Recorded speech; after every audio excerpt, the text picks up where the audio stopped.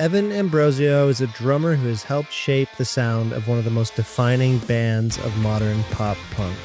But before the sold-out shows and the global tours, Evan's life revolved around two things: music and motorcycles. He grew up riding with the same passion that fueled his early love for playing drums. Two worlds that shaped him at the same time, each one feeding the other. And even as his music career took him around the world, the Moto kid inside of him never left. Today, he's still an enthusiastic fan of the sport and has even become friends with many of the top riders. What makes Evan fascinating is the way he connects these two passions: the flow state, the discipline, the community, the way both music and moto demand commitment, creativity, and the courage to go all in. This is a conversation about finding the passions that shape who we become. This is Evan Ambrosio. Now let's dive in. I want to take a moment to talk about my absolute favorite gear brand. I got my first set of Fox gear when I was learning to ride in 1998. Not just because it looked cool, but because it meant something to me. That Fox head was more than just a logo. It was an identity. All these years later, I'm still wearing Fox, and it still means just as much. For 50 years, Fox Racing has been chasing the edge, pushing the limits of what's possible with moto gear. From past legends to the next generation of riders, Fox has never stopped evolving. And through it all, the mission has always stayed the same: build the most advanced gear on the planet for those bold enough to push beyond the limit. I've been part of this journey since I was a kid, and I'm proud to still fly the Fox head. Go check out the latest gear at foxracing.com.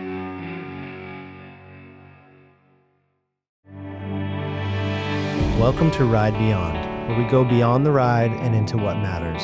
In this podcast, you'll find meaningful conversations with people who live with passion, chase freedom, and remind us what it means to live fully. The motorcycle is our connection, but the stories are what take us beyond.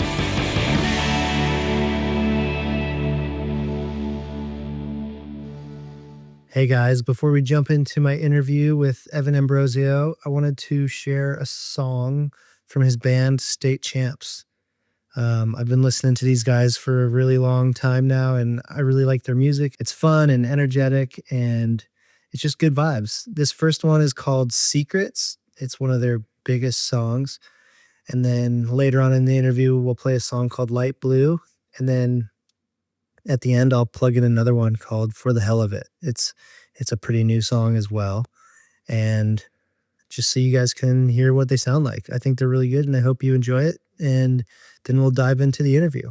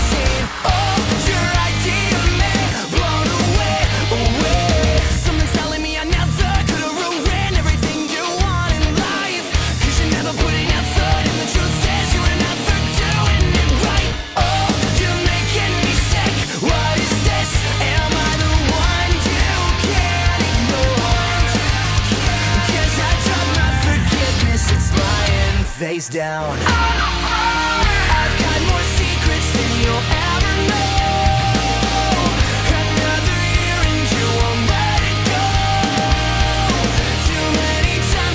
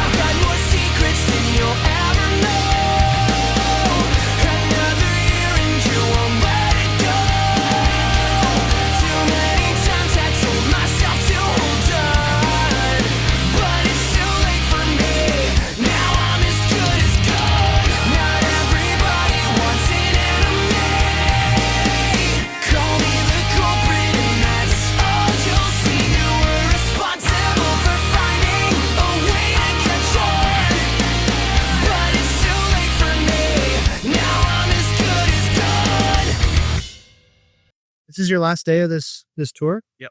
Oh, sweet, dude. Last one. But you still have a bunch of shows coming up, right? Like you have Warped Tour and We have Warped Tour coming up. We have Aftershock coming up.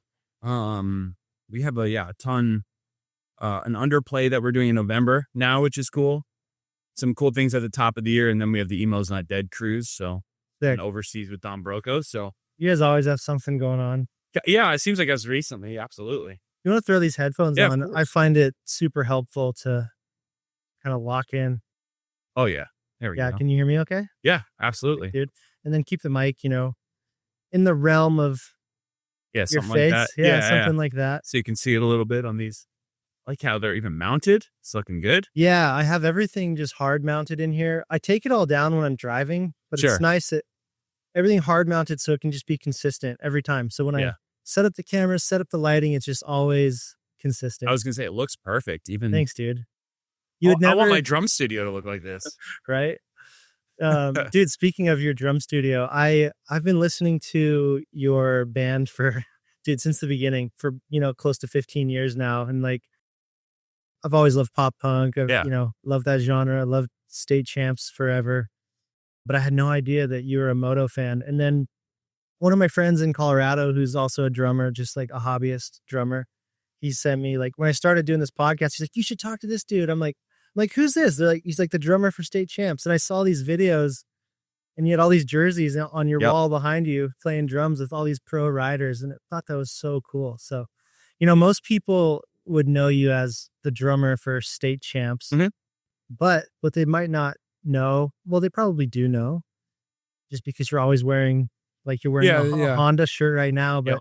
when did you get into Moto? Was that something that you did in your childhood? Yeah. Moto was my first love. I feel like my brother was gifted a 1977 CT70, like a Honda CT70, just an old trails bike. And it was like the second I saw it, I was like, I'm obsessed with this thing. And when I got big enough to ride it, that's all I did. And then I graduated to like an XR 100, got a CR 125, got into like racing a little bit. Obviously, watching racing back in the day was a lot harder. Trying to catch it on TV. What year was this, you think? Man, I think the CT70 was late 90s. I remember that my XR 100 is like year 2000. So, but you started riding around like late 90s? Yeah, something like that. Cool, As a kid. Yeah, like, same.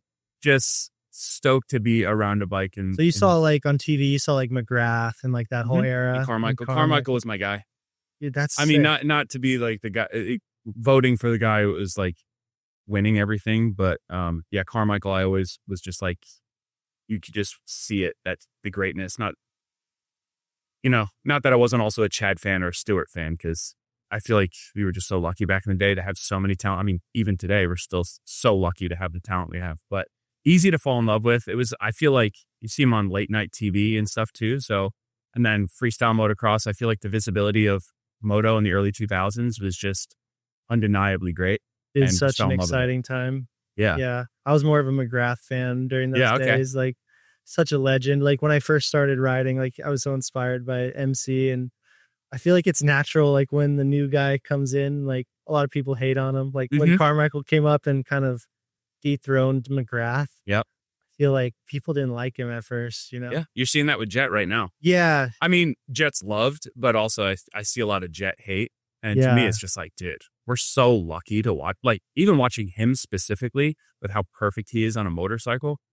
I feel lucky that we have him over here. And even though it is annoying sometimes when he wins everything, it's I don't know, beautiful though. to watch. It's like poetry in motion. And I think that happens no matter what the era. Like that's like a cycle that I've noticed is like the new guard comes in, whether it's like Villapoto or whoever it is, like people hate them for the first little while, but then towards the end of their career, they're so beloved. Oh yeah. It's interesting. And then like as they're retiring, everybody misses them. But like, dude, 5-10 years ago, you were hating this guy. Yep. So funny. No, and that's kind of what I'm trying to see past is like, even with watching Hunter too, like they're so talented, and watching them, like the lines that they pick and his racecraft, and even in, the last round, like Jet kind of always finds a way. And to me, it's super fascinating to watch because it's just pure perfection on a motorcycle. Yeah. For those of us that grew up riding and Yeah. never got that good, it's interesting to like watch. I mean, it's kind of like when James Stewart came on the scene Mhm. and it was like a whole new way of riding. Oh yeah. And you're like, damn, I didn't know you could ride a motorcycle like that. I feel like we're witnessing that again, just in a different way. Like the way that Jet rides and Hunter, like, but particularly Jet, how he rides a motorcycle. It's like a new way of approaching the track, approaching racing. And like, it's funny because a lot of the line choice that I see, like either using a braking bump to jump over into a corner, like that stuff's been around forever. It just seems like he's doing it all of the time. Because I remember watching what Tomac, I don't remember which year, but it was at Glen Helen, and he was using a braking bump and hitting it into a corner. And I remember thinking that was the coolest thing. So it's like the technique's been there for a while. I just feel like for him, he's doing it everywhere and picking it in such interesting spots. Right. Well, and then speaking of Tomac, he'll do that stuff occasionally, but I feel like he rides with like brute force. Mhm. His thing is like just plow through the bumps, Which looks so cool. like just hit the berm and just go full throttle, where Jet is more like he's like dissecting the track. Yep. Like very methodical and smooth and like effortless, which is really cool to see. Yeah. But I love that stuff. And, yeah. and it's cool because like you even see Deegan picking up on it a little bit now too, where I just feel like that kid's always learning. Yeah. Love him or hate him. I feel like he's just, Yeah. he's trying. I'm a fan of him too. I love all the drama and chaos that he creates. I think it's fun personally. Yeah. I mean, to be honest, that's not necessarily the thing that I gravitate towards. But I do love it. Like it's making the sport more interesting. Like even last week we were, so we're on tour with the Day to Remember in Yellow Card right now. And it's funny because we've had like some Saturdays off, which kind of has lined up with the playoffs. And it was the last round in Vegas, and the band was sitting there watching. And they don't normally watch, but I think we had like an off day or whatever. And they were like, oh my God, this is crazy. They were watching Deegan trying to mess up Joe, and they're like, this is the coolest thing. And they were kind of like getting heated at Deegan, being like, how is this legal and all this stuff. And it was just like, I don't know.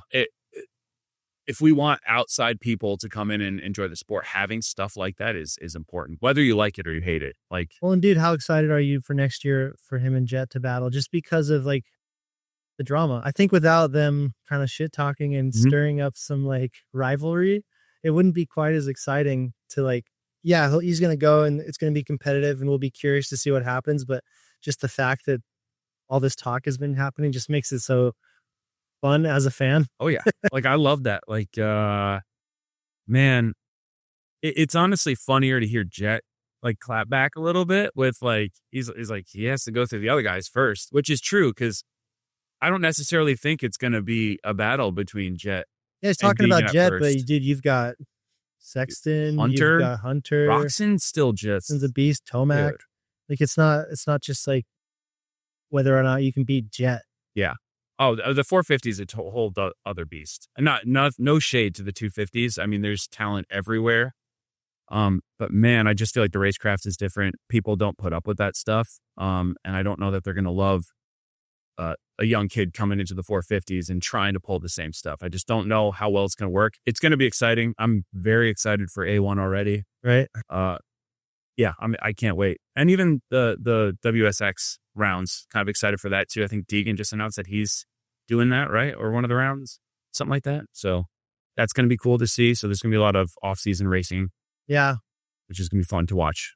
Hoping some of these riders do take some time during the off season, because I want to get some interviews with some of them that are based here in Florida, but it's so hard to lock in during race season. Oh, I'm sure. But yeah, hopefully we'll get some during the downtime. Dude, you just kind of casually, as we were talking, mentioned like, oh, we're on tour right now with Yellow Card and Day to Remember. Yeah. Just like no big deal. Like that's so insane to me. Like those bands, along with your band, like I've listened to I was listening to A Day to Remember back in like 2007 in my box van, traveling to the Outdoor Nationals to like race as a privateer. Yeah. And that was like my soundtrack. And like, it's been crazy to see how big they've gotten. Oh my God. And like Yellow Card, dude, I grew up on Yellow Card, like as I'm sure you did, but like the fact that you're playing with them now, that's insane. Yeah, it's definitely not so casual. For me, I definitely have those freak out moments of, this is crazy to be here. I mean, every tour you get, you're lucky to be on, really. And then when you get asked to be on tours like this, it's really special. And same thing. A Day to Remember 2007, I was all about it. I started like A Day to Remember, 4 Year Strong rip-off bands back in that day. Like, I'm a very big fan. Yellow Card was on TV before we went to school every morning. Like, Ocean Avenue, like, iconic song. So it's really special to be just involved in this tour and lucky to be here, honestly. Good. It's good that you can like realize that and take it in, because I feel like you've been doing this for so long and you have had a lot of really cool opportunities like this. Oh, yeah. So like just keeping in mind, like never taking that for granted, Sure. because like it's so easy to just be like, oh, this is what we do, it's casual. But like, Yeah. man, like these are like the bands I grew up on, and like I'm like shoulder to shoulder with them now. That's a pretty cool accomplishment. Yeah, no, it's crazy. I mean, it's something you never really expect as a kid. I mean, you're always told if you want to be a drummer or whatever, a musician, it's like, oh, that won't happen. Get a real job. And I never want to take that for granted, because I've had my dream job for the last, 12, 13 years, whatever it is. But I've been in Champs, and like, that's why it hits me at different moments when we're out here playing amphitheaters at honestly cities that aren't A market cities like New York and Boston. Like, the fact that we can be in smaller cities and still play amphitheaters like this is crazy. Like, they have such a huge reach, and I'll never take it for granted, because this is always what I wanted to do. And the fact that people care about our band is the biggest blessing. Yeah, that's And incredible. I think before the pandemic, we had reached a point where we would have been over touring. So it was very easy to get jaded a little bit. And then when the pandemic hit and we had the call with our team being like, yeah, you're not going to have a show for the rest of the year. And we don't know if you're going to have a show the next year. We don't know if you'll ever play again. I think that really put it in perspective of how lucky and how much I loved it. And that's why whenever we come out and play any sort of show, we're lucky. I feel like COVID was a reset in a lot of ways for a lot of people. Like, everybody was forced to slow down and like put your life into perspective. Like, a lot of people left their jobs, realized different things about their lives. When you were forced to have time at home and like focus on different things, you kind of realize what you're missing with like the grind that you've been on. And Oh, yeah. it's definitely like a global reset, and there's a lot of negative that came from it, but I think there's a lot of positive too, because we were forced to like step back and assess and prioritize things. And Yep. it's good. And work on things, like you said, a little bit more free time. Yeah, I mean, obviously there was a lot of negatives that came out of it, but I think a lot of people were able to try things that they hadn't done before because they had a little bit more time, which I think for a lot of people was good. Yeah, totally. But it was scary, man. I mean, it was scary being like, I don't know when the music industry is coming back. And luckily it came back sooner than we thought it would. But yeah, ever since then, I was like, I'm never going to play a show and be upset about it. If something goes wrong on stage, like, that stuff used to bother me. We had to be like spot on perfect. I had to be perfect. And now it's like, if I mess up, it's like, I'm just happy to be here. I'm having fun. Everything's great. I'm playing a show. Like, yeah, just lucky. I'm sure you guys, obviously, like, live shows took a hit during COVID, but did streaming go up? Like, did you guys, I would assume that like content consumption was higher during that time when everybody just had downtime. Yeah, I don't think so. I know that for us, we put out a record, so that also skews us a little bit for little boost. the stats there. We definitely got into like live streaming because that's all we could do. So we would do like we had something in Albany, New York, where we're from, called Frozen Fest that we used to put on. And so we made like a digital version of Frozen Fest the first year and tried to be as interactive with fans as possible because we were all going through it together. Like, everybody was trying to find their place of what they can do and provide any sort of entertainment. And it was a really fun community to build during the pandemic, of whether we're gaming and just talking to fans or live streaming drums or us playing together, like making music videos and stuff like that and putting it out to the live stream. Like, there's a lot of things we were trying just to keep engagement with our fans because everybody was having a hard time, and we still want to entertain and find out how to navigate through that. Totally. When did you get into drumming? So I got into, so I was obsessed with dirt bikes. I had all of that. That came first. That came first. And then I injured my back. And so after that, I took drumming a little bit more seriously. Like I started in at 10, I want to say, like whatever you start in school, elementary school, whatever it is. And I didn't really get super into it because I was still in love with Moto. Injured my back. My parents bought me my first like real professional ever drum set. And after that, it was like game over. And that was probably around 14. Was it just that like, I mean, riding is this really fun hobby. As a kid, you don't really think like this is going to be a profession. What was it about drumming where you're like, this is my thing? Because there's so many directions you could go with like what you really put your focus into. Oh, sure. I knew almost immediately I was never going to be a professional motocross racer. I am as slow as you can be. To me, yeah, I knew early on I was never going to be a professional motocross racer. I think with drumming, there was this kind of not naturally gravitated towards it, but I could already like do certain things on drums. So it kind of came a little easier to me. Not that it's easy by any stretch of the imagination, but I kind of just like naturally was able to do a lot of things and it just builds a confidence from there. And then I think because I was naturally good at it a little bit, made me want to work harder. And I threw all my focus. I mean, I got obsessed. As whenever I get into a new hobby or whatever it is, I get obsessed, but this is the one that just stuck around. And then you're trying to find anyone that wants to play music. And then it's just a fun outlet to hang out with people, play some music, hopefully play a show. Because back then playing a show was a once a year event with your high school band and it was the biggest moment of your life. So I don't know, just the feeling you got from playing drums, it was just an instant, like I fell in love with it. And yeah, just wanted to see how far I could take it. Not really expecting I would ever make a career out of it, just because kind of always told it's never going to happen. It would be insane for like the 10 to 12-year-old version of yourself to like meet you now. Mm-hmm.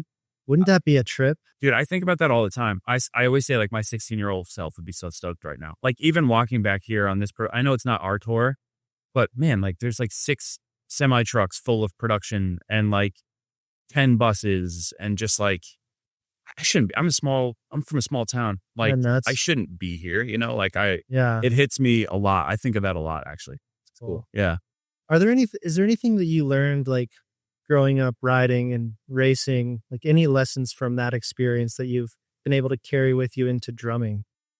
Yeah, you have to practice. Like there's no run around. There's no easy way out. Like if you want to be good at it, especially like with Moto, like you have to, you know, practice every individual and like take it down to just doing corners, just jumping, whatever it is. It applies to drumming. Like there's no cheating. Like you have to practice. You have to be on time, because if you're not practicing your timing with a metronome, like you can't fake that. You have to learn how to hit the drums properly. All the rudiments, independence with all your limbs. There's just so many different things to dissect, just like with Moto. I think that really helped me out, because growing up doesn't feel like work because you're doing something you love. But it definitely is nice to really dissect what you're doing, really pay attention. And that applies to anything. Yeah, it takes discipline and practice and repetition. Yep. And I don't think you really get truly good at something until it becomes muscle memory, where you don't have to think about, like, I'm sure when when you first start riding, you're thinking about, okay, now I pull in the clutch. Yep. Now I shift. Now I hit the brakes, and you're thinking about it all. When you get good, you're just thinking, okay, I need to go faster and everything else is happening, or I need to slow down and everything's happening naturally. Yep.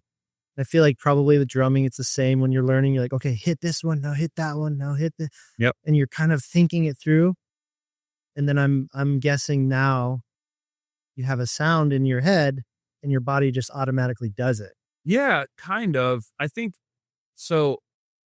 It was a lot like that as I was a kid. I feel like when you're a kid, you have this crazy confidence if I can do anything, and it just seems like you're on top of the world. And then when I got into this world where my peers were years better than I was, I mean, it makes you think about it a little bit more, to now where, like, when I'm up on stage, it's all, and that's another thing that I learned from Moto, it's like all mental. Like most of it's just straight up mental, because I can play in front of 2 people And if my mental state isn't there, I might be nervous as heck to be there. Or like when we're playing to crowds and we have to win people over, like there's this mental thing that sometimes I do overthink of like, oh man, my right leg's not working like it should be. And then you're kind of dissecting what you're doing in the moment. And It's kind of a spiral. yeah, it can be. Yeah. So it's funny because I kind of understand it when these moto guys are talking about the mental aspect, because that's honestly, to me,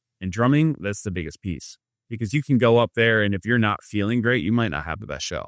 Yeah, and you have thousands of people that paid money to come watch you guys that are fans, and you don't want to blow it. And like, that's a lot of pressure. It How can do you be. how do you stay?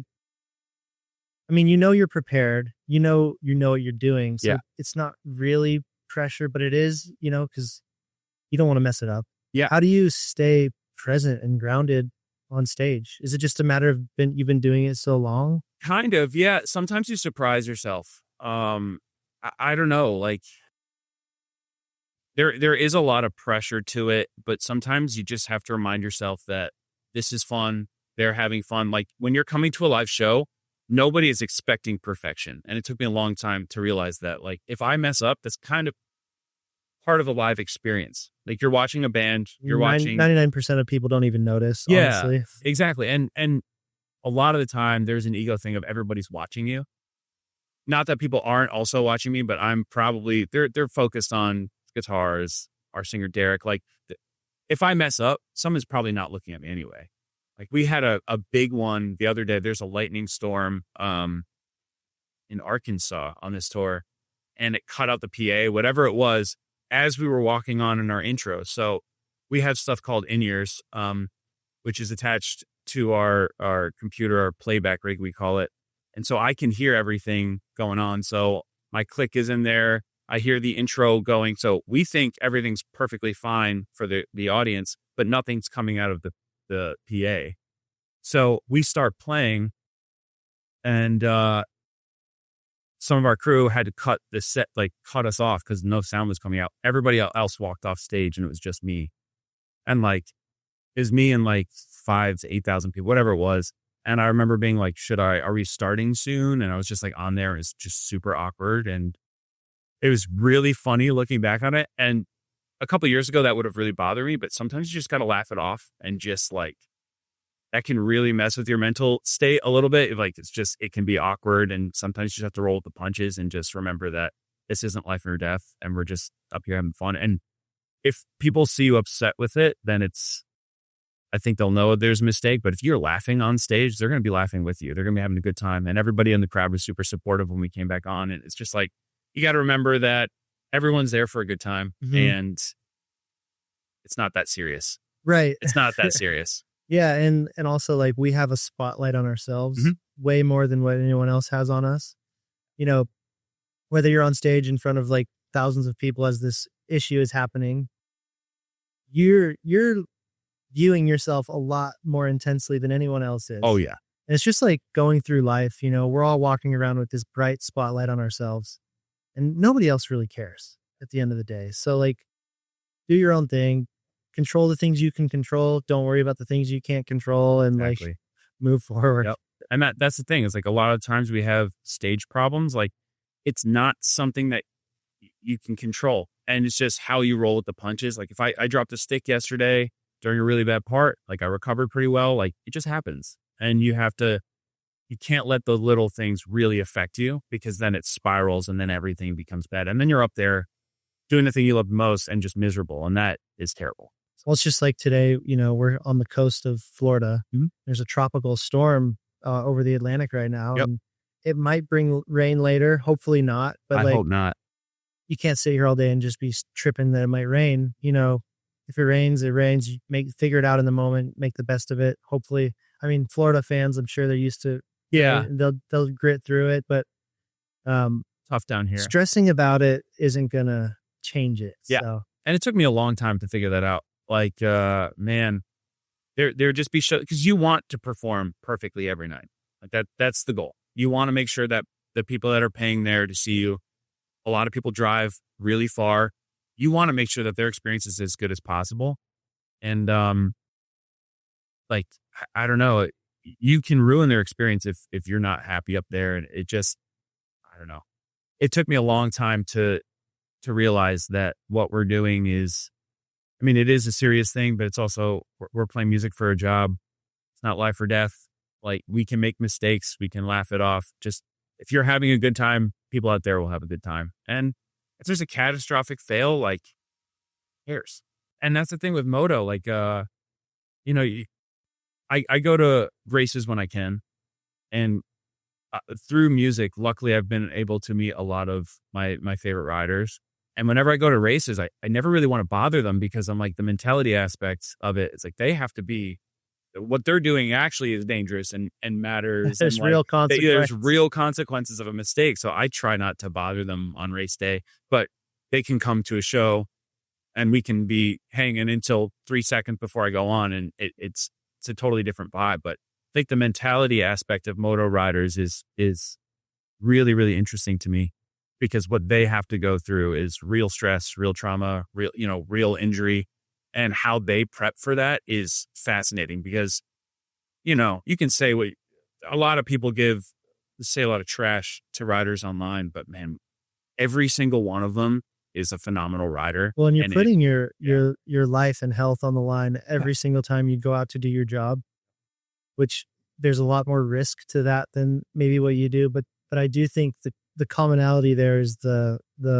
ability to focus and be present in the moment, and like this repetition it takes to become good at what you do and become great at that. It's very similar.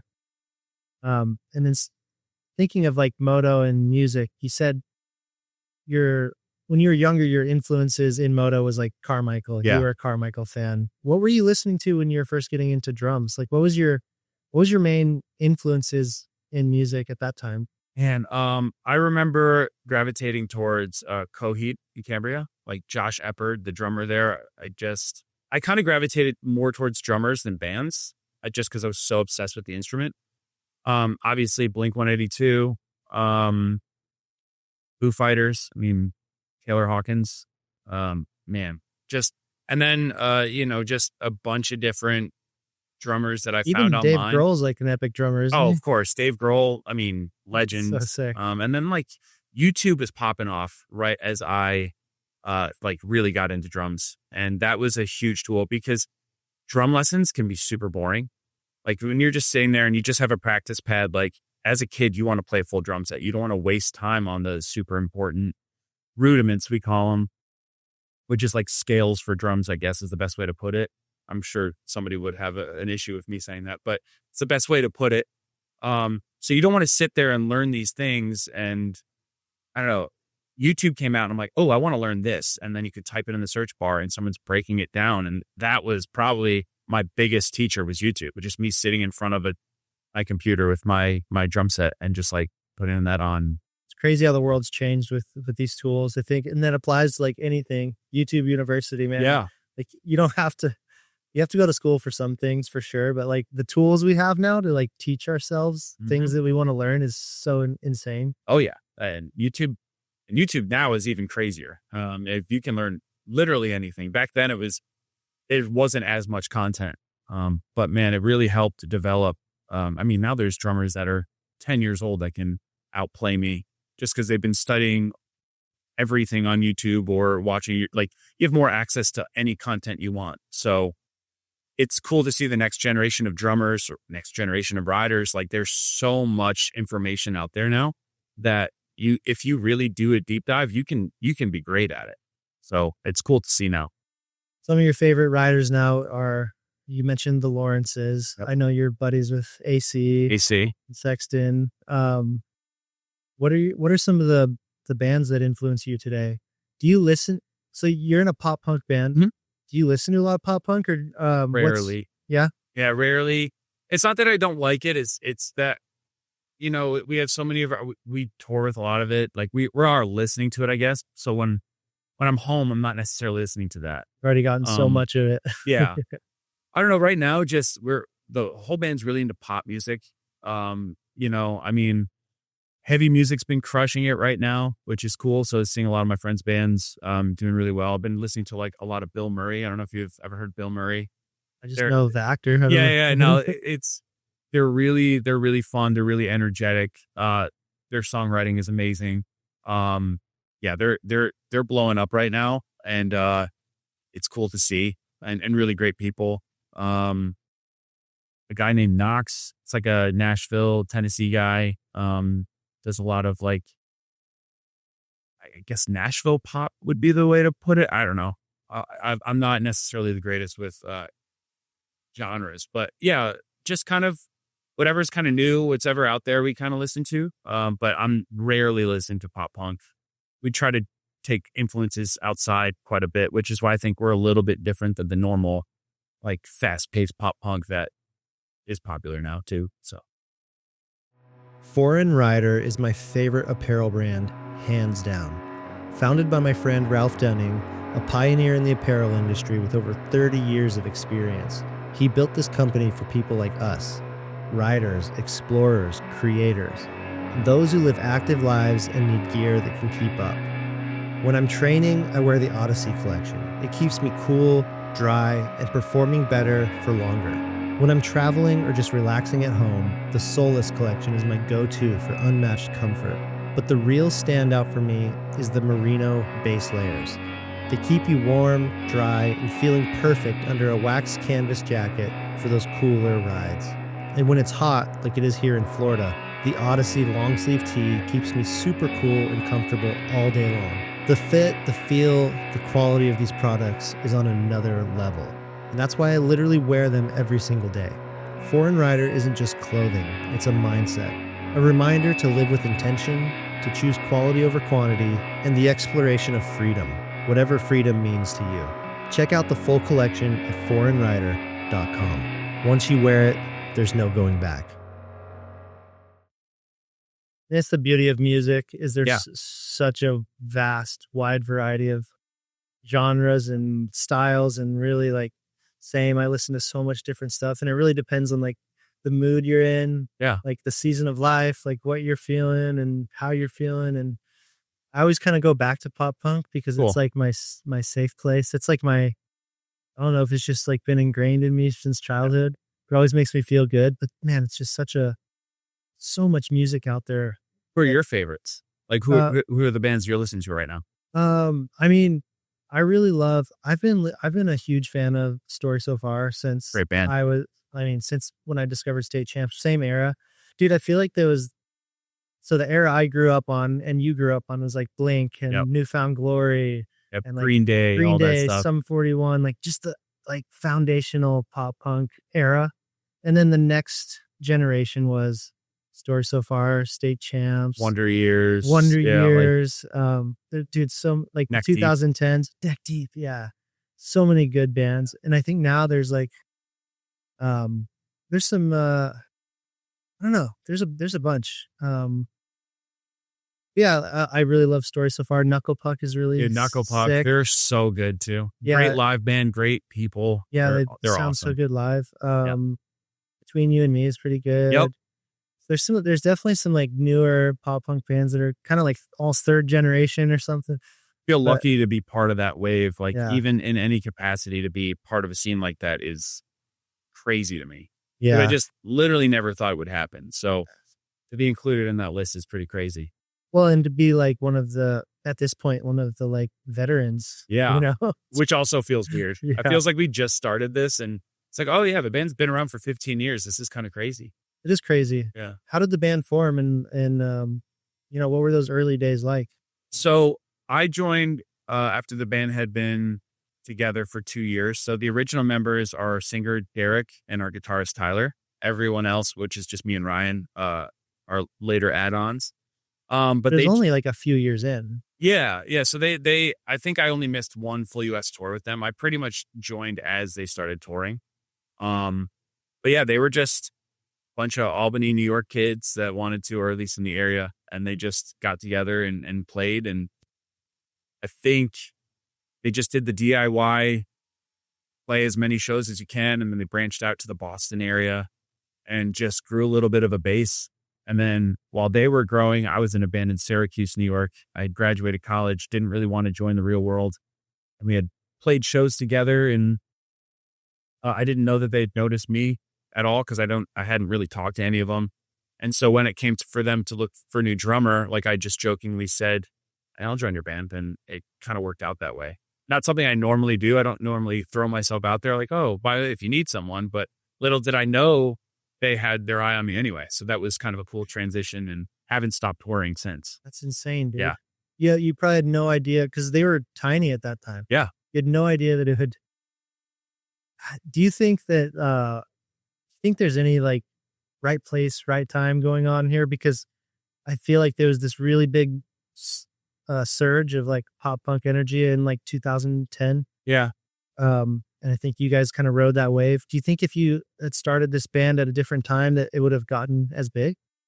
I mean, I feel like if most of the bands that are around today were a band in the early 2000s, we probably would have been bigger just because NTV, like I feel like bands in the early 2000s, that was more of the pop music. I don't know. It's tough to say just because everybody's trajectory is different. I think we were lucky and we were young enough to not really see things as like risks. You're just young enough to be like, I'm just going to get in a van with no money and I'm going to go around the country and play music. Like you're not thinking of how am I going to pay my bills? You're just like, well, this is what I want to do. So I'm just going to make it happen. Like I'm going to just buy a bunch of ramen noodle and survive off that. And Right. hopefully sell enough merch to get gas to the next show. And then we used to make announcements One like, of the best days though. dude, I couldn't do it now. I don't think, but When it you're was the young, you best. don't realize like, because when you have nothing to lose, Yeah. there's no pressure. It's like you're just doing it for the pure love of it and you're chasing your dream and Yep. it's so exciting. And I remember being in California at some like dingy little hole in the wall venue and like to see Story So Far, Yeah. 15 years ago, and they roll up in like the little van Yep. and they're like skateboarding in the parking lot and they play for like a small, wild little crowd. Yep. And then last summer, I see him at Red Rocks. Yeah. Completely with Day to Remember. Crazy. I'm like, dude, this is crazy to like see this progression over this time. It's so cool. Yeah. And I mean, you've been on the same path. It's pretty nuts, man. It's just funny to see just because when you're young, it's not the end goal. You're just like, I'm doing this because it's fun. You're not like, I'm doing this to make my band huge. Like when I joined Champs, I kind of had a feeling like I was like, oh, they have all the right ingredients. Like the singer's really good. They're great songwriters, great guitars, great bass. Like everything was there. And I was like, I feel like this could go somewhere. And then it's kind of caught fire somehow. And we were lucky, but that's never really the goal.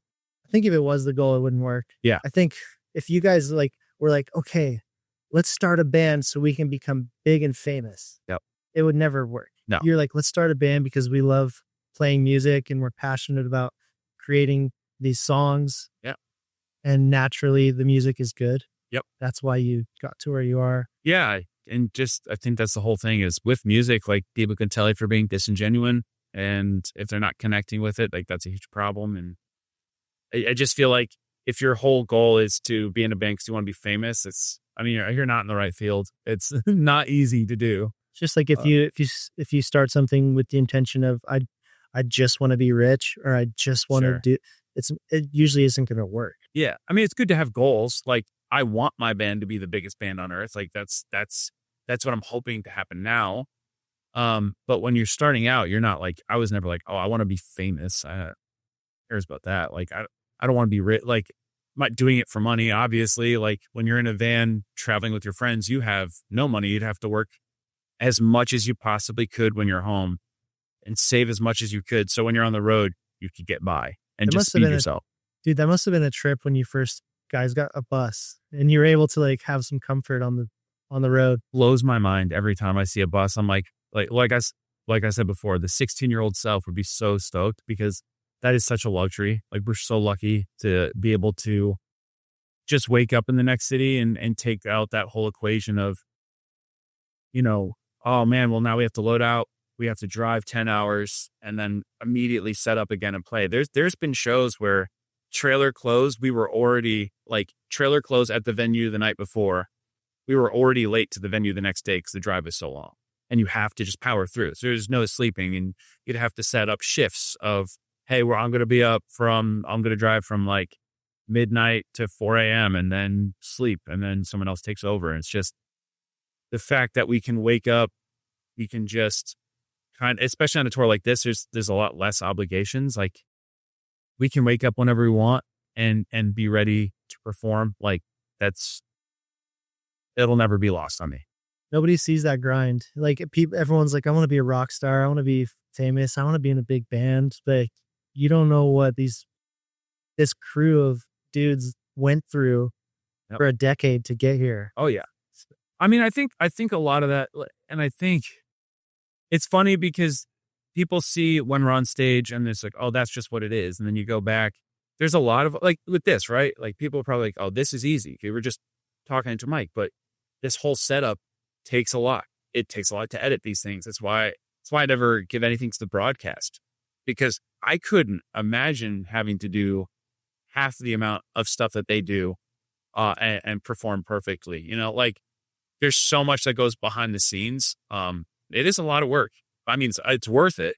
Obviously, it's fun and it's entertainment and lucky to be in it. But I don't think people understand how much work goes behind the scenes to set up a show like this, or to play a show, or make a record, or start a podcast, or there's a lot that goes into it. Yeah.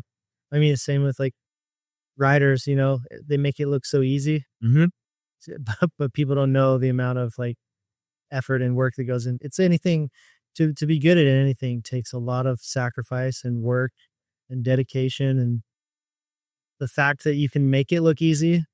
Yeah. I mean, that's what tells you how hard it is, I think. Thinking about like the last 12 to 15 years of being in this band, how do you think your sound has evolved over that time, both as a band and personally with the way you play drums? I think we've tried to keep it as similar as we could. I think Finer Things was a little bit more gritty and raw, and a little bit more of just a quintessential pop punk record. And then Around the World and Back, we wanted to treat ourselves a little bit, which is our second record. We wanted to treat ourselves a little bit more like a serious band and try and see how that worked out. And I feel like we kept it, you know, aggressive, energetic. And I feel like we've tried to have that base of that pop punk energy, just fun, crowd surfing, finger pointing in the air, just like yelling back at us. We've tried to keep that vibe from the beginning.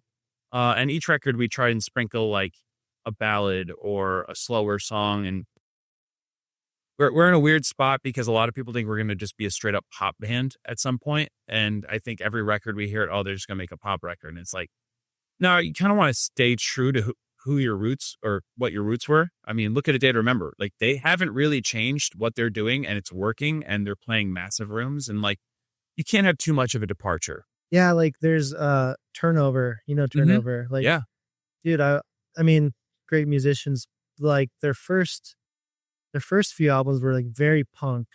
I loved it. And then they kind of went a little more like indie, and I still really love their music. But like I think they're a good example of like changing too much and kind of losing your audience a little bit. Like they've gone so different from what I knew. And I also respect as an artist, like staying true to what's inspiring you in the moment and not being afraid to change, and not doing it for the expectation of your audience, but doing it based on what inspires you. I think that's cool. I think you nailed it right there. It's like, we're never being like, oh, we're going to make this record because we need to appeal to. We're making the records that we want to make because we like these songs. So like, do I like this song? Sure. So if a pop record comes out, sure, then that's just what we wanted at the time. But a lot of it's just like, we want our songs to evoke some sort of emotion. Whatever that emotion is, we kind of want to run with it. Like if it's a sad song or whatever, and it's a ballad, like we're just going to make that song. Like, I think that's what's cool about today is genres you can mix and match and do whatever you want now. Like, look at MGK. Like, he can be a rapper, and then he can make one of the most successful pop punk records in the last, 10 or 15 years, whatever it is. Like, it's kind of cool when artists do that. And there's like an art form to being able to like switch it up, but still have like kind of a signature sound. Yeah. Like I think MGK does that really well. So he does a rap record, and then he does a pop punk record, but it's still very MGK. Yeah. Somehow. Yeah. Which is cool. Yeah, and I think I think you guys have done a good job at staying true to, state champs. Like, you have a distinct sound. It's very pop punk, but it's very distinct sounding. I think a lot of that comes from the lead singer. I think the biggest evolution I've seen is maybe through the way he sings. Like, yeah, from the first record to the second record was a big shift, but just overall, like, I think it started out. You guys were younger. It was Oh, more yeah. angsty, aggressive, like energetic in a way, and now I feel like he's a little more melodic and like singing more than screaming. You know what I Yeah. mean? I Yeah. think- Yeah, it's interesting. If you listen to early champs, it sounds totally different. Your voice goes through changes throughout your 20s and however many years it changed, whatever. I don't know what the stat is there, but yeah, he's had to change a little bit too. I just think like as you get older, when your voice changes, you just have to alter certain things, and I think he still has the grittiness there, but I think it's he's just changed his style a little bit, just to adapt to getting older, different songwriting. Like it's I think now too we're a little bit more comfortable with the songwriting process. Like you're kind of guessing when you're a kid, and now it's not like it's a formula by any means, but now most of our guys live in LA, or two of our guys, Derek and Ryan, our bassist and our singer, and they can write music out there, but we're always writing. Like I'm writing at home. We'll send stuff to a Dropbox and have ideas. And we went to Joshua Tree on the last record and all kind of just like locked ourselves in a house and write that way. So it's kind of fun to now have different ways of writing, of like, oh yeah, we'll go to LA, do the LA thing, write with some people. Then we'll take a bunch of our ideas, get together, week or two, whatever it is, and hash out some songs. And I think the writing process has just changed completely. Because as a kid, you're in a room with all of them, figuring each part out together. And now with computers, it's so much easier to write a song and on your MacBook or whatever. Like you can have a studio anywhere, as you can tell, studio in a trailer. So it's cool that songwriting has also been a little bit more accessible. You have a favorite song that you guys have ever written and produced? That's tough. Man, that's a really hard one, just because, I mean, I love the success of like Secrets, just because I feel like that song has just held so well throughout the years. But man, I'm proud of all of them in each of their own way. The new song is a different departure from, it's a little bit heavier sounding, and a little bit more aggressive. Our new song Common Sense that came out a couple of weeks ago. So really proud of that one. Really proud of like The Constant, the first opening song of our most recent record. There's just a lot of them that proud of, with whether it stems from how the song was created, whether it came from a drum beat or how we collaborated on it, like the message of the song. Like it's really hard. It's like picking your children, like which one's your favorite. And it's difficult. They all represent different moments in time, Yep. and different accomplishments and different feelings. And yeah, it's hard to say just one. Do you have a favorite? Dude, I really love Light Blue on your newest album. I love that song. It's such a good vibe to it. That's like what I feel like I want. The verses are super catchy. Yeah, super, like a very just pop. makes me feel good. And then the chorus, it's like hits really hard. And it's a very pop punk thing. Yeah. Like that's kind of what I'd love about our band, is we can do both. I like that. Yeah. Yeah, I'd love to like plug in that song on the audio platform for people to hear. I'd love to like, so people could hear your music. I'll plug it in. And yeah, hopefully the fans that haven't heard your music yet will go listen on Spotify and come to a show. And Absolutely. And talk Moto. I love talking Moto as much as I can. Yeah. That's been one of my favorite parts, is like when someone comes up and is like, hey, like I see that you're into Moto, let's talk. Like I love that stuff.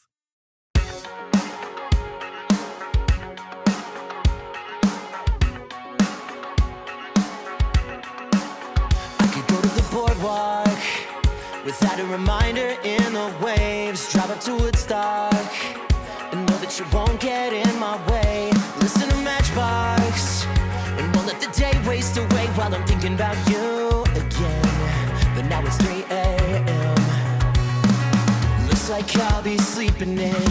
Deja vu keeps creeping in, but I surrender, nothing I can do.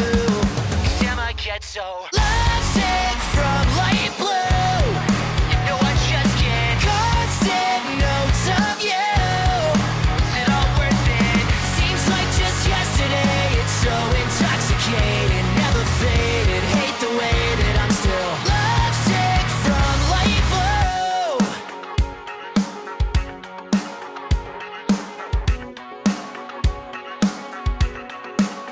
I could tap in a rebound with somebody new in your old seat.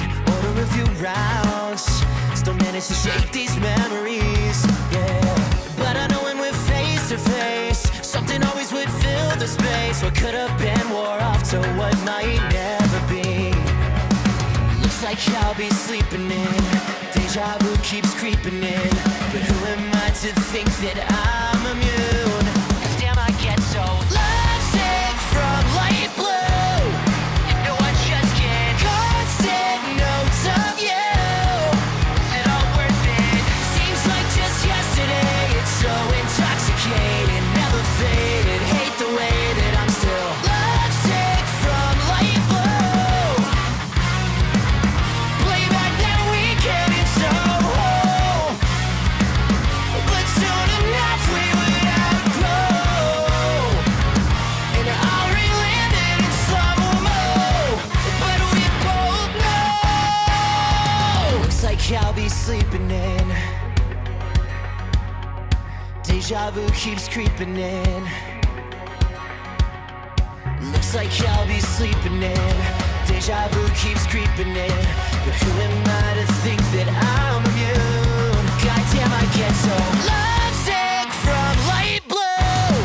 You know I just get constant notes of you. Was it all worth it? Seems like just yesterday. It's so intoxicating, never faded. Hate the way that I'm still lovesick from light blue. I hate the way, I hate the way, I hate the way I still get. I hate the way I still get lovesick from light blue. I hate the way, I hate the way, I hate the way I still get. I hate the way I still get lovesick from light blue. I think there's such a similarity between your world and Moto as well. Just like this traveling circus. Yep. Like, dude, you guys are cruising around in a bus, going to different stadiums and venues. And same with Moto. They're rolling up in a semi, and it's like this group of people Yep. that are traveling together and You have a team and practicing and putting on a show for this audience. And yeah, do you feel like there's a lot of commonalities between these two things that you love? yeah, I think so. I mean, it, like you said, a lot of we don't necessarily play the same venues that the Moto riders go into, because some of those arenas are huge. But yeah, everything from your team, your setup, like everything, there's a lot of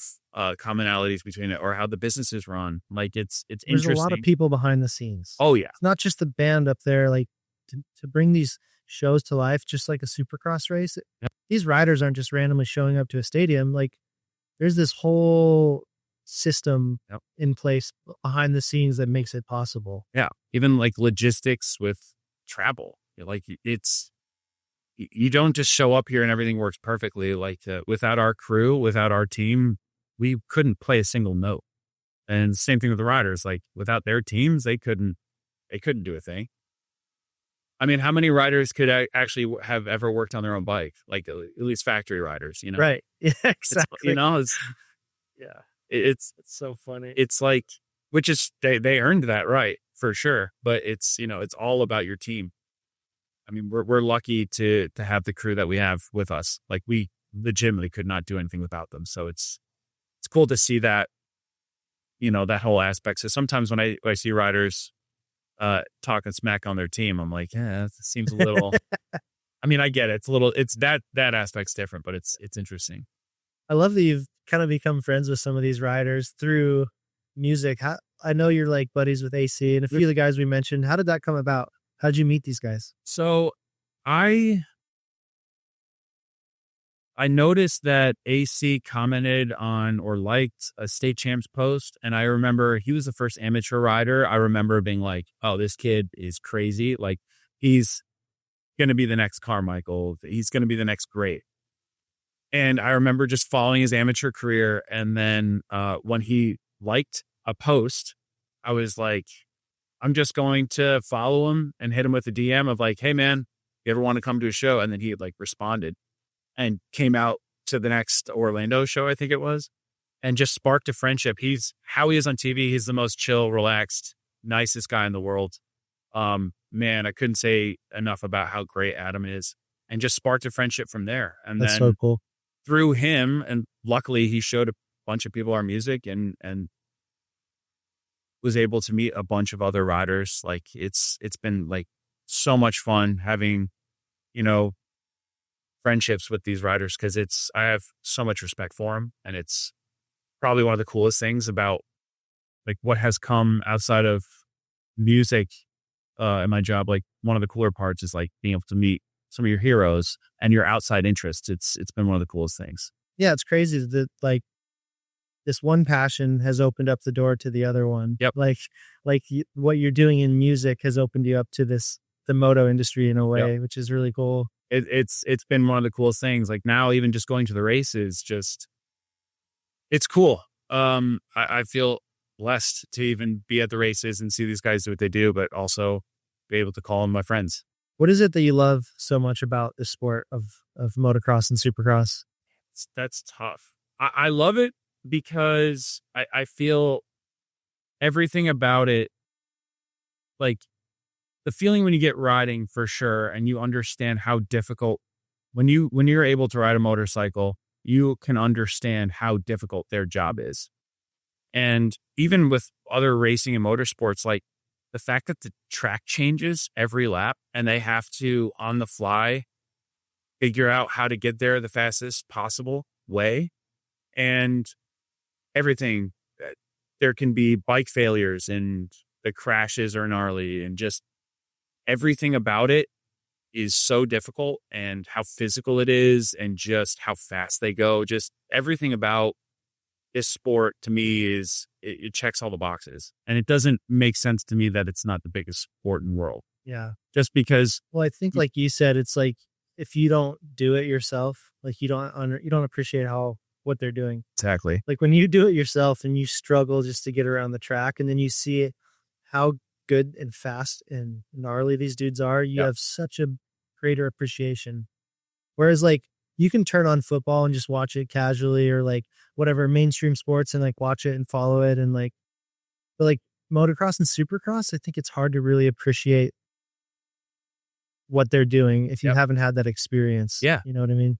Yeah, because football is just so commercially known that it's, your dad probably has their favorite team, your dad or your mom has their favorite team, and then you grew up just watching the games. Like Moto, I just don't think has enough commercial reach to have that effect. But I think once people see it and understand it and can ride and like understand what these riders are going through and how much they're sacrificing, it's crazy to me that this isn't the biggest thing. But yeah, for all those reasons, I mean, it was fun to show my guys the other day, the last round of SMX, and they're like, wait, like, what do they mean the track changes? Because they might not understand that these bikes, they mess these tracks up quite a bit, and the ruts are crazy, and the braking bumps and all that stuff, and the jumps change. And it's hard to relate to that if you haven't ridden, because when you have ridden, you understand that when the jumps get that rutted, it's really scary and challenging, and like growing like a sand section kind of changes things. And I think outside looking in, you don't really notice that stuff. And it's cool now, I think, with the broadcast, especially with the drone footage, you see a lot more of how crazy the tracks can be. And just have so much respect for them, for sure. Yeah, drone footage is pretty cool. Yeah. Speaking of like sacrifices and what it takes to do what they do, I mean, from your perspective, what does it take to, maintain longevity and playing music and touring and not reaching burnout, traveling and playing night after night? I know that like you guys really used to be grinding like in a van, driving Now you have a little bit more comfortable, but still it's like you're on the road, you're playing night after night. How do you not get burnt out? As someone who's been pushing hard my entire life, as a rider, a creative, and an entrepreneur, I've learned that performance isn't just about effort. It's about recovery, clarity, and taking care of your body. That's why I've made wellness a top priority. And one thing that stayed most consistent in my routine is the Echo Flask, a water bottle that infuses your water with molecular hydrogen, improving cognitive function, reducing oxidative stress, increasing natural energy, aiding in muscle recovery, and boosting mitochondrial function, which means longevity and vitality, so that I can continue doing what I love to do for life. And you get all of this without the crash, inflammation, and long-term damage of the toxic, sugary energy drinks that dominate our industry. Now I know what you might be thinking. Doesn't water already have hydrogen? Technically, yes, but it's bound to oxygen as H2O. Your body can't absorb it in the same way. So the Echo Flask uses a high-end electrolysis membrane to split the hydrogen from oxygen and infuse the unbound molecular hydrogen into the water, making it more bioavailable and incredibly powerful for your health. This isn't woo-woo stuff. It's science, with over 1,500 studies behind it and more than 20 years of research. It's been a game changer for me. And if you care about longevity and performing at your best, this is completely worth it. Grab your Echo Flask now at echowater.com/ridebeyond and receive a special discount just for listeners of this show. That's echowater.com/RIDEBYND.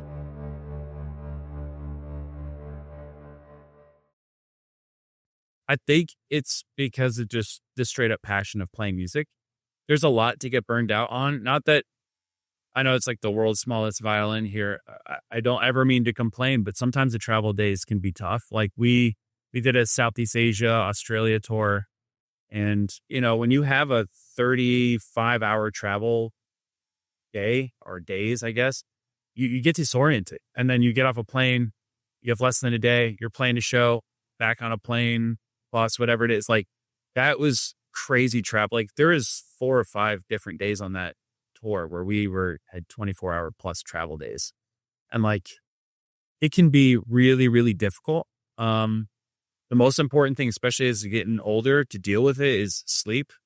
You gotta sleep quite a bit and really learn how to recharge your body. And I started trying to treat my body more like an athlete, just because it's so easy to fall out of shape and not be able to play through the set super comfortably. And just, I think when you're in your early 20s, you can party and do all that fun stuff. And as you get older, you really have to adjust like, okay, this stuff's starting to take a toll. I need to start taking care of my body, and rest is the biggest thing. So I feel like that's the best way to deal with not having burnout, is trying to get as much sleep. And luckily it's easier now than it was back in the day, but we were a lot younger. So you didn't have to you could run on 2 hours of sleep and be fine. But now it's just like trying to get as much rest, trying to treat your body right, trying to eat right, to make sure that we can be a band for as long as possible and still do it. How do you try to eat right on the road? It's so hard. It's very hard. On this tour, it's easy. They have it catered, which is nice. So every morning you have healthy options, which that doesn't normally happen. Like, but we have things on our rider. So whenever we show up to a venue, we have specific things that we pay for to be in our green room when we get there. And we've taken a lot of the alcohol off there. And now we have a lot more of the healthy food options and things to kind of. So whenever we're on a tour that doesn't have catering, we're trying to eat healthier through that way, or try not to hit fast food. It's really difficult because it's the most available thing on earth. And you don't have a kitchen to cook. So I've been following you on Instagram, and I've seen you've really gotten into running. yeah. Is that a fairly new thing, or have you been into running for a long time? I recently got into it. I think it was not August last year. My brother wanted to do an ultra marathon, and I jokingly said I would sign up with him. And then I was like, maybe this would be fun. And then I just started training for it and kind of fell in love with it. I wanted mostly to start running because I hated running, as most people do. And I felt like I was getting lazy on the drum set. I was fatigued. I was like, I got to get in shape. I need to prove to myself I could do something I absolutely hate. and running was that outlet for me. And then through that, I learned to kind of love the training process. And through running ultra marathons, it's not a thing you can just show up and just do. So you have to Another thing that you can't fake. Yeah. And I think it was really good for me because it took a lot of the lazy aspects out of like, now if there's something I don't really want to do, I'll just go and do it because I don't know, just the mentality of you have to work hard for like, you have to go out and train or you're not going to be able to complete this race makes a lot of the other aspects of your life. So like, oh, I don't want to do that right now. I'm just going to go do it because it takes 3 seconds to do. So it changed a lot of aspects of my life. And made me a little bit more motivated, especially on the music front. Because now it's like, if I can conquer something I hated, I haven't conquered it by any means, but at least if I can get into it and prove to myself that I can train and be disciplined, I can do other things like practice drums. You know, sometimes when you go home, you don't necessarily, after a tour, you don't necessarily want to go and spend 8 hours playing drums at home.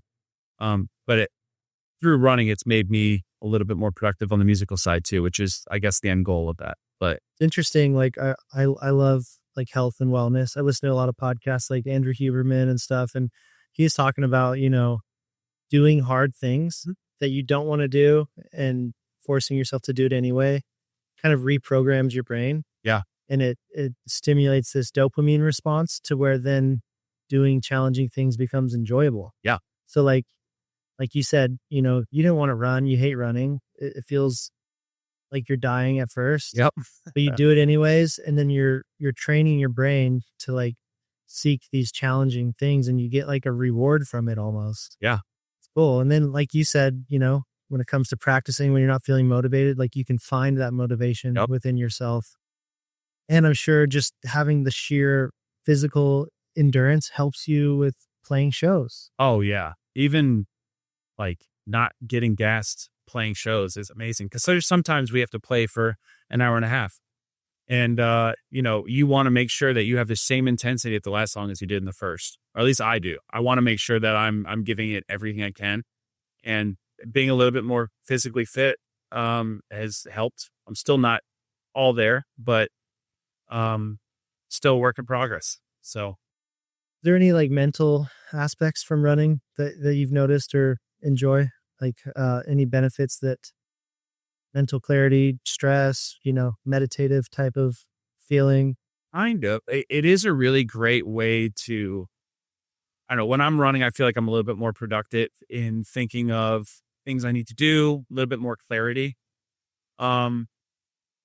Just pushing through the like doing hard things, like you said before, just pushing through and improving to myself. I can continue to do, like, it's so easy to give up on running. Like if you're a couple miles in, you'd be like, well, I'll just phone it in. I'll just go.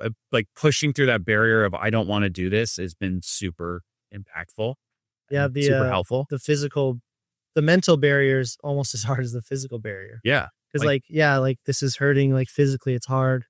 But then there's the little voice in your head that's like, oh, you can stop. You can stop. You're good. And just learning how to control that voice. Actually, the week before this tour started, I did a 50K.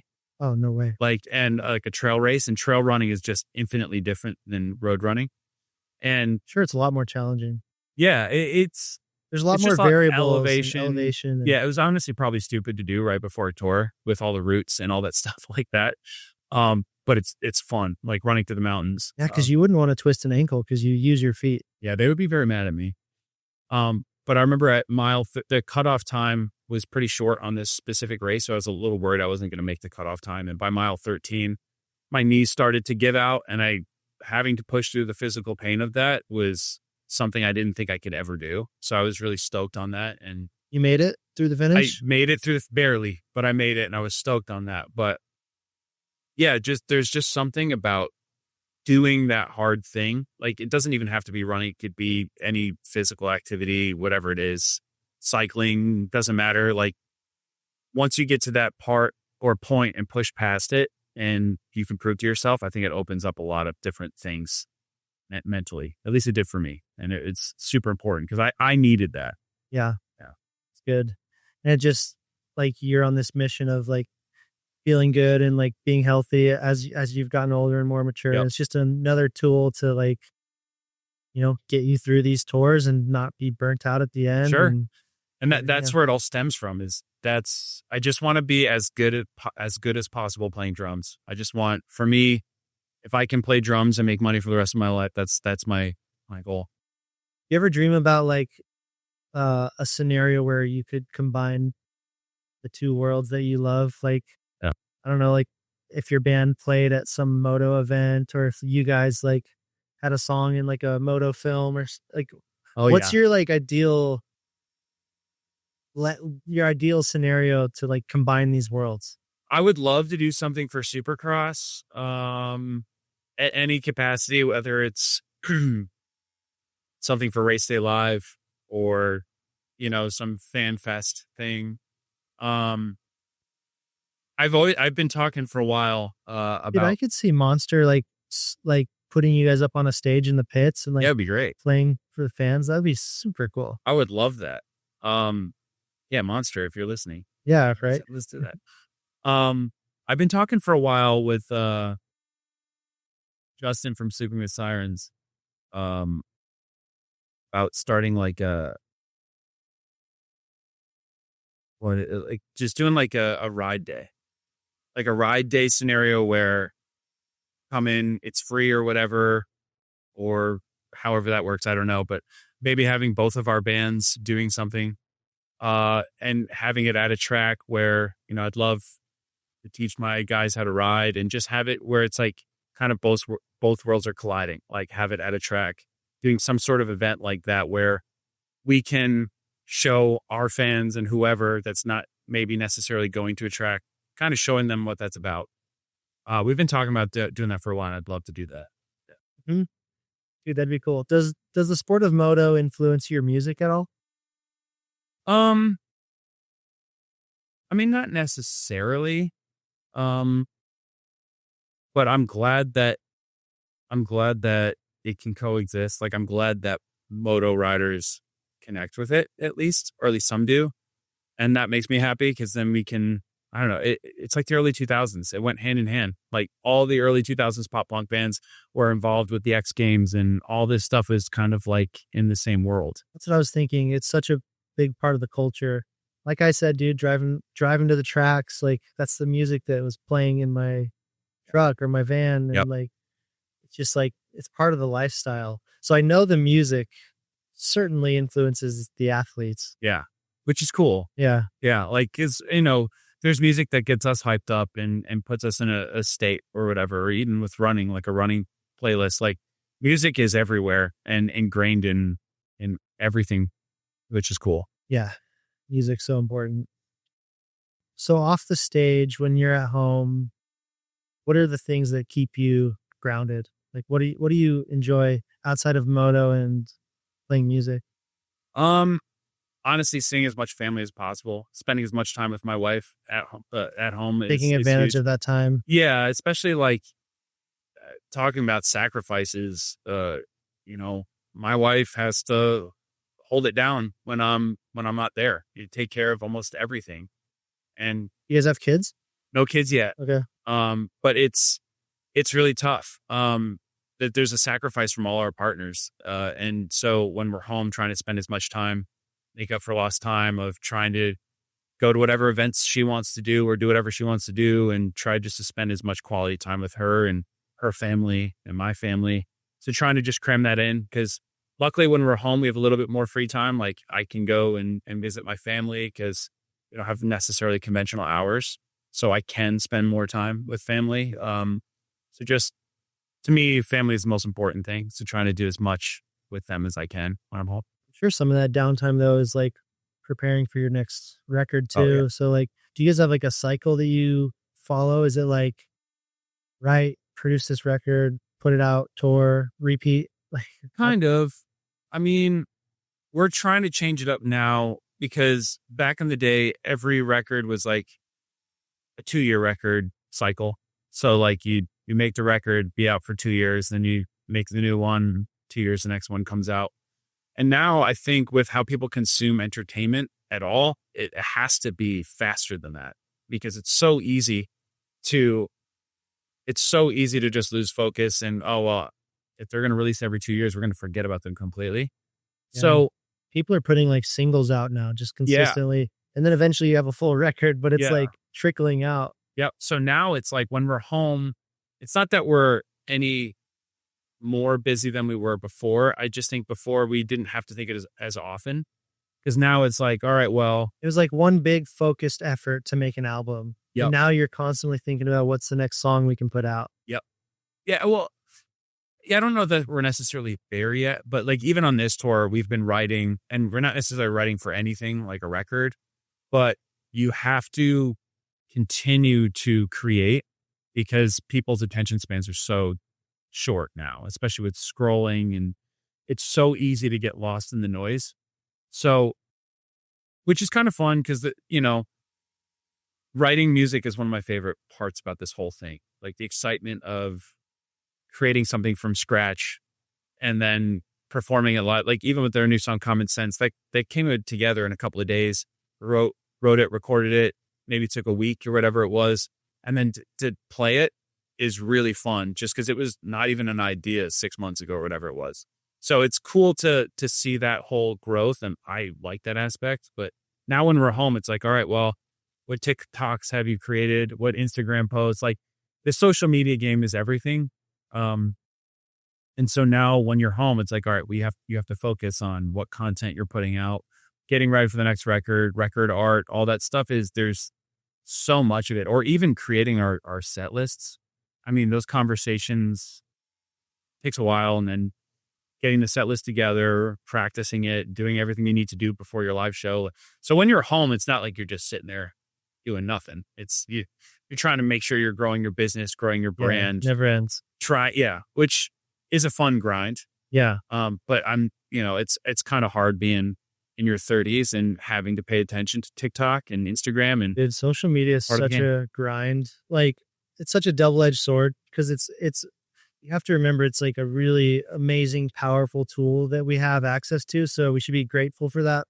But at the same time, dude, it's exhausting. And like, if you want to like you reach this audience, it takes like consistent work, and it's kind of a pain in the ass. And like, I'm so sick of it, but I do realize that it's important, and like I use it as a tool, and just like, I hate it, but I love it because like it gives you the ability to be independent and like have resources that have never been attainable in the past. And like, absolutely.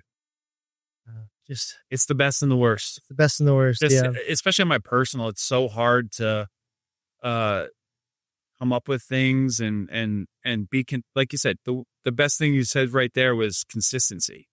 Like if you're consistent, I mean, it really shows and really helps online. Like if you're consistent, people know you're there. People aren't forgetting about you. You're growing your brand, growing your business. It's just hard to do that personally with drum stuff or whatever it is. Like trying to grow the band is a different thing than growing your own personal brand, which is also just as important. So it's being consistent is the number one thing you could do with that for sure. With anything, when you think about your story, your life story as a musician, as a rider, as a person, what do you hope people take away from your story, whether they're fans or they're riders or they're aspiring musicians? Like what's something that you hope people take away from your story? I hope people can look in and believe in themselves. I feel like a lot of I don't think a lot of my stuff was dumb luck. I think it was because I had this belief that I knew what I wanted to do and I stuck true with it. And I hope that people can follow what they truly want to do to make them happy. I know that's not always the case and not always as easy said than done, but I had this strong belief in myself at a young age, and I kind of knew what I wanted to do, and I took a risk. And I feel like, especially nowadays, it's really tough to do that. It's not easy, but it's attainable. But like if you can believe in yourself, be consistent, like I think, and just be disciplined. Like I think you can get a lot more in life than people give themselves credit for. And I think that, I don't know, I feel like there is a little bit of luck to my story, but also the fact that I kind of had this goal, had this belief that I could do it and just followed my passion. I hope more people can learn to do that, because it's been a blessing for me. And I hope that more people can do what they love. Because I know right now it's really, world's kind of tough right now. And to just do what you want to do and be happy is the most important thing. I don't know if that's a good answer or not, or whatever it is, but just kind of believing in yourself and doing what makes you happy, because that's the most important thing. 100%. And like, yeah, you mentioned there's a little bit of luck involved, but I believe it's like a very cliche thing. Like luck is just preparation meets opportunity. Yep. It was, your luck was just being prepared for when that moment came, when you talked to this band and they wanted to give you a chance and you were bold enough to go for it. Yeah. And like see that opportunity when it was there. Yep. And be ready for it.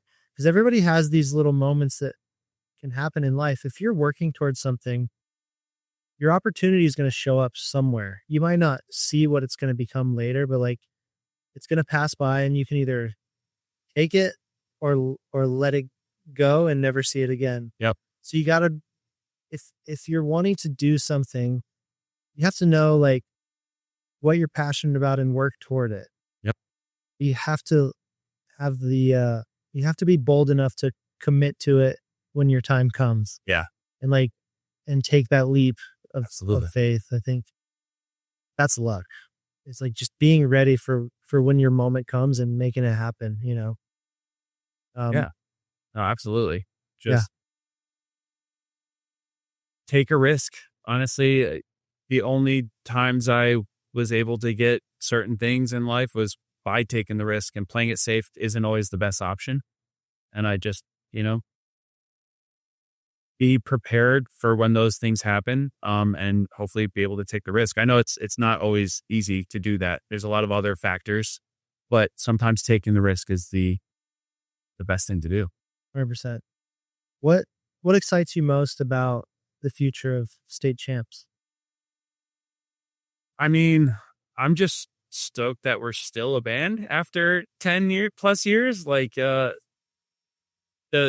excitement is just growing it and seeing what we can do. Like, trying to be the best and biggest band in the world is always my goal. And hopefully we could do more tours like this, and just continue to grow. I don't want this to end. I feel incredibly lucky to be here.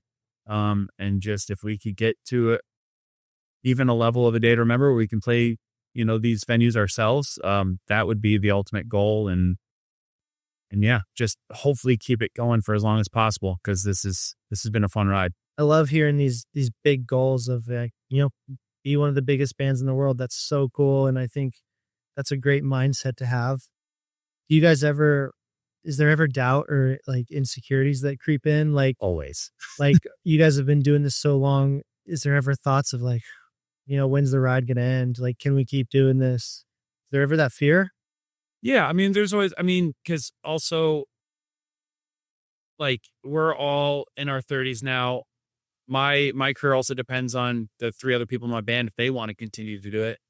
And so now it's tough because we can call it quits at any time, which makes me also appreciate it a lot more. Like, yeah, like next year, if someone says, hey, we don't want to do this, not that that's going to happen, but if it were, then it's over.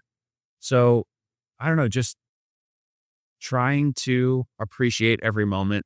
There's also this weird thing that happens. It's like when you're first starting out and you're just these young kids in a van and you got nothing to lose. Like, if it doesn't work out, then whatever. Of course it didn't work out. Yeah. But like once you achieve some level of success, it's like now you have this house of cards that can fall down, and it's a little more, you have more to lose. Yeah. But it also forces a little bit of a risk, which is kind of cool. Cause like, we can continue to do certain things and go on this trajectory. But I think now, especially, it's like, oh, well, we are not necessarily at the end of our careers, but we're at a point in our career where maybe we do take a crazy risk and try something different. Because like, if it's going to end, why not try something crazy and different and take that risk? Because maybe the reward jumps us up to the next level. So it's kind of exciting. I don't know. It used to freak me out of like, thinking of, oh, what's next. But now at the end of, not the end, because it's definitely not the end of our band or anything like that. But now that we're older, now that we're older, it's like, oh, let's take that risk. Let's do something crazy, because, you know, anything can happen from that. And it's kind of exciting because, you know, if it works out really, I mean, it's been working out. I mean, we've been lucky. The fact that we have a career in music in general is crazy. So I think being at the end of our careers now that we're kind of in that period, it's kind of more exciting than scary at this point. That's awesome. Yeah. I love that. So you grew up riding, you know, you found your rhythm on drums and eventually built a life doing what you love. When you think about all of it, what do motorcycles and music mean to you now? Oof. I mean, honestly, it means everything to me. I mean, with riding dirt bikes, the thing that I think that I like about it the most is that it's the only time I can like free your mind a little bit. You have to think about exactly what you're doing. And I love that. And the freedom of that is the most important thing. And music is just, I mean, it's just been ingrained in my life so much now that it's just literally everything. I mean, it's two of the most important things. I mean, it's my escape from the music world is the moto world. And I think it's opposite for moto riders. Moto riders probably aren't thinking about dirt bikes 24/7. They're using music as an outlet. So it just, I don't know. It's a great escape from the real world and the stresses of the real world. And I think that means everything to me, at least. Yeah. It's just these things that you can dive into and shut the rest of the world off. And I'm sure like those feelings when you're on a bike and everything else fades into the background. And like you said, you can be present and feel free. I'm sure you sometimes get that feeling playing drums too, because you're just locked in and one and the same for sure. It's the same type probably of feeling. Same with like running and like all these other things you're doing. Feels like you're chasing this like moment of clarity, you know? Yeah. So. No, absolutely. It's a special feeling for sure. Well, dude, I hope your show goes well tonight. Thank you. Fingers crossed for no rain. I'm hoping. Dude, three of my favorite bands playing tonight, so I can't wait to see it. And good luck, brother. I appreciate. Thank you so much for being here. Thank you for having me on this.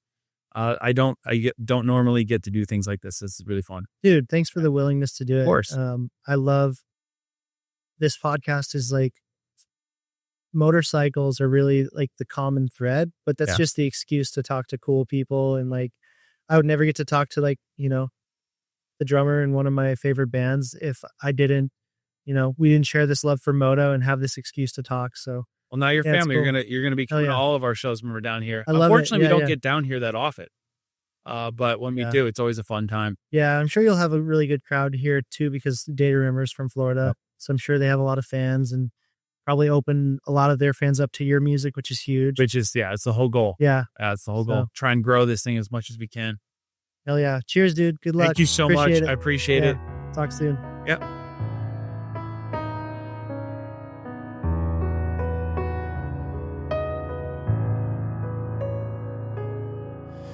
Heard about you from a new friend, tying up my loose ends. Nothing's ever working for me. I'm not saying you're my last hope. Driving down this back road, now we got a different story. Falling for it won't hold me down. Last thing we should do is wait around. Fake love for the weekend. All I need is one good reason. Staying up all night, just to see what you like. After tonight, the goodbye is irrelevant. Wondering why don't we try for the hell of it? Drinking that cheap wine, rewind, bring us back to sunrise. Realize, got any time I could buy if you're selling it. Wondering why don't we try for the hell of it?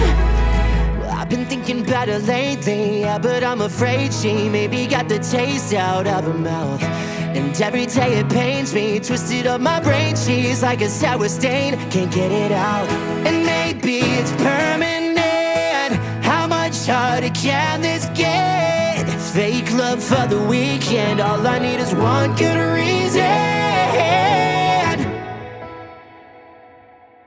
that you're not leaving. Staying up all night, just to see what you like. After tonight, the goodbye is irrelevant. Wondering why don't we try for the hell of it? Drinking that cheap wine, rewind, bring us back to sunrise. Realize, got any time I could buy if you're selling it. Wondering why don't we try for the hell of it?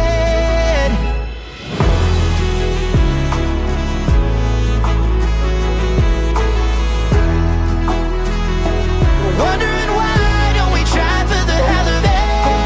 Yeah. Drinking that cheap wine and doing what you like. We're still wondering why don't we try for the hell of it?